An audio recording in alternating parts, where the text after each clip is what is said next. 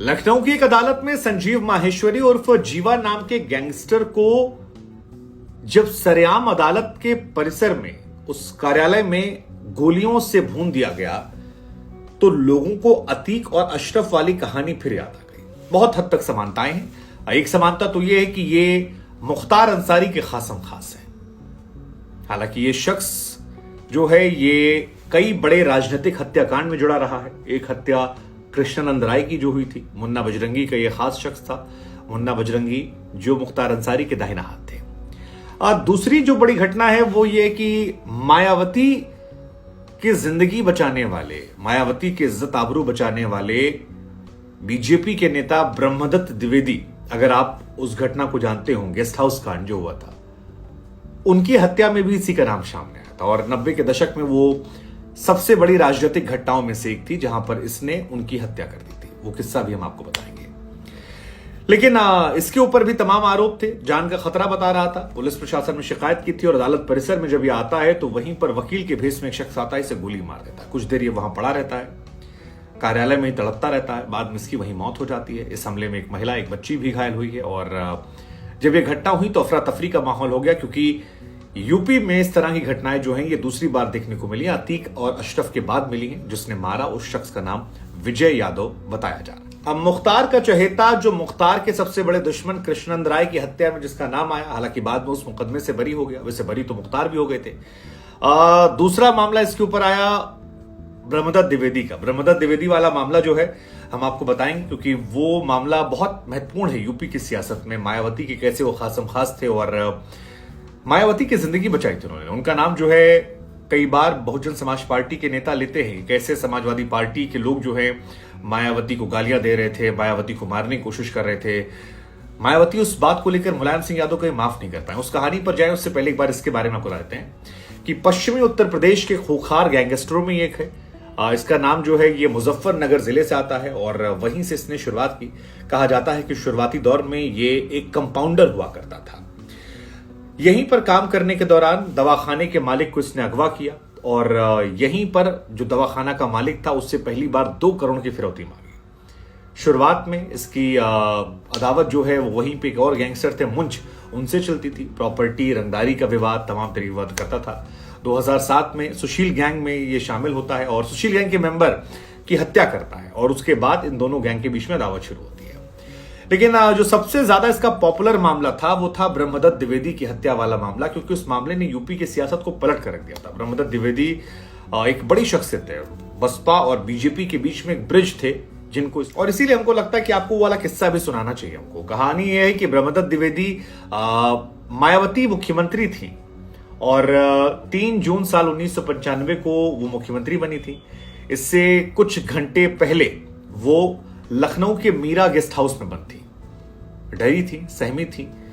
Samajwadi party को लेकर कहा जाता है कि उनके हथियारबंद समर्थकों ने उस गेस्ट हाउस को घेर रखा था। एक औरत, एक दलित औरत, और इसके चलते जितनी गंदी, भद्दी, घिनौनी गालियां थी वो सब मायावती को दी जा रही थी। कहा जाता है कि जो कुछ कह सकते थे वो सब कुछ कहा गया और मायावती अंदर से भाजपा के नेताओं को फोन मिलाती हैं और लगातार वो कोशिश करती है। लेकिन मायावती पर एक किताब आई थी बहन जी, उसके मुकाबले कहा जाता है कि जिन जिन नेताओं को मायावती ने फोन मिलाया उसमें से एक नेता ब्रह्मदत्त द्विवेदी थे। मामला जो है वो डीएम से बात की गई, एसपी से बात की गई। लेकिन जो कहानी निकल कर आती है मुख्यतः वो ये है कि मायावती ने जब मदद मांगी तो डीएम एसपी के आने के पहले ब्रह्मदत्त द्विवेदी पहुंच गए और ब्रह्मदत्त द्विवेदी जो एक कद्दावर नेता थे, दबंग नेता थे, वो समाजवादी पार्टी के नेताओं और मायावती को बचाने के बीच में एक दीवार बन गए थे। जब तक पुलिस नहीं आई तब तक वो मायावती के लिए खड़े रहे और यही वजह है कि मायावती ने ताउम्र उनको अपना भाई माना। हालांकि बहुत साल जीवित नहीं रहे। 95 में घटना हुई, 2 साल बाद उनको इसी जीवा ने मार दिया था। लेकिन उनके परिवार के लोगों से भी मायावती संपर्क में रही। उनका और इस सम्मान को आप ऐसे समझ सकते हैं कि 2007 में मायावती ने जब अनंत कुमार मिश्रा को फर्रुखाबाद से चुनाव लड़वाया था तो उन्होंने इस बात का जिक्र किया था कि ब्रह्मदत्त द्विवेदी ने मायावती की गेस्ट हाउस कांड में जान बचाई थी और हम उनका एहसान मानते हैं। अब ब्रह्मदत्त द्विवेदी जिसको इस जीवा ने मारा था वो एक कवि थे, नेता थे, अटल जी की शख्सियत वाले थे, ब्राह्मण भी थे, तो अटल जी के काफी करीब हो गए थे और बीजेपी ने राम मंदिर आंदोलन में इस बीच में काफी उनका इस्तेमाल किया, काफी पॉपुलर हो गए, धीरे धीरे वायरल होने लगे। बसपा और इनके बीच में संबंध अच्छे थे तो दोनों लगातार आगे बढ़ रहे थे और कई लोगों को लग रहा था कि ब्रह्मदत्त द्विवेदी के चलते यूपी में कोई कुर्सी खाली न करनी पड़े। हालांकि जब उनकी हत्या हुई तो राजनाथ सिंह और कल्याण सिंह ने यह माना था कि राजनीतिक कारणों से हत्या हुई है। कई नेताओं के नाम सामने आए थे, जिसमें एक नेता तो सपा से थे, विजय सिंह, उन पर आया था। लेकिन एक नाम और आया था जो मौजूदा दौर में बीजेपी से सांसद है और उनका नाम आया था मरवाने में। वो नाम था साक्षी महाराज का। हालांकि ब्रह्मदत्त द्विवेदी की जब हत्या हुई तो सीबीआई जांच हुई। जीवा और हालांकि बाद में जीवा को और समाजवादी पार्टी के जो पूर्व विधायक थे उनको उम्र कैद की सजा सुनाई गई। बाद में वो अलग अलग अदालतों में गए लेकिन वहां भी उनकी सजा जो है वो बरकरार रही। लेकिन ये जो मुजरिम है ये हरिद्वार से लेकर मुजफ्फरनगर, शामली से लेकर बागपत तक हर जगह पर इसको लेकर कहा था कि अपहरण, डकैती, हत्या, लूट जैसी तमाम वारदातों को ये अंजाम दिया करता था। और इसी दौरान ये सत्येंद्र बरनाला के साथ जुड़ जाता है और इसने अपना भी गैंग खड़ा करने की इच्छा बताई। तो पहली बार जब ये बड़ी घटना में चर्चा में आया तो वो 10 फरवरी 1997 ब्रह्मदत्त द्विवेदी की हत्या। उनकी सजा हमने बताया आपको, उन्हीं कहानी बताई हमने आपको, उसमें उम्र कैद सजा होती है। लेकिन जब धीरे धीरे इसका ग्राफ बढ़ता रहा तो ये और बढ़ता रहा और मुन्ना बजरंगी के संपर्क में आया। मुन्ना बजरंगी को अगर आप जानते होंगे तो उसे जेल में मरवा दिया गया था और मुख्तार के करीबी जो है धीरे धीरे खत्म हो रहे हैं। तो इसी मुन्ना बजरंगी संपर्क में आने के दौरान इसका मुख्तार अंसारी से रिश्ता बनता है और मुख्तार अंसारी को क्योंकि अत्याधुनिक हथियारों का शौक था तो जीवा के पास हथियारों को जुटाने का नेटवर्क था और इनकी दोस्ती जो है वो काफी गहरी हो जाती है। AK-47 जैसे हथियार मंगवाना बेचना इसके बाएं हाथ का खेल है और धीरे धीरे इसके बारे में मशहूर हो गया कि ये वो शख्स है जो हथियारों को यूं बेच सकता है, मतलब मंगा सकता है, खिलौनों की तरह बेच सकता है। और मुख्तार और इनकी जोड़ी प्लस मुन्ना बजरंगी की जोड़ी फिर एक और बड़ा कांड करती है जो यूपी की सियासत को हिलाने वाली होती है। 1997 में हत्या करवाई थी ब्रह्मदत्त द्विवेदी की और 2005 जब आया तो एक हत्याकांड होता है कृष्णानंद राय का, बीजेपी के विधायक थे और मुख्तार अंसारी का नाम उसमें आया था। बहुत सारी गोलियां जो हैं 50-60 गोलियां कृष्णानंद राय को भून दी गई थी और कहा जाता है कि उस हत्याकांड में भी इसका नाम निकलकर सामने आया था। मुख्तार और ये दोनों पर आरोप लगे। हालांकि उस समय मुख्तार का दबदबा जो था बहुत तगड़ा था और धीरे धीरे उस मामले से छोड़ दिया गया। लेकिन प्रचलित कहानियों में मुख्तार अंसारी को उसमें मुख्य विलन के तौर पर देखा जाता है। ये कहा जाता है कि 20 से अधिक मामले इस शख्स पर दर्ज हुए थे लेकिन हर बार हर मामले में इसने अपने आप को बरी करवा लिया।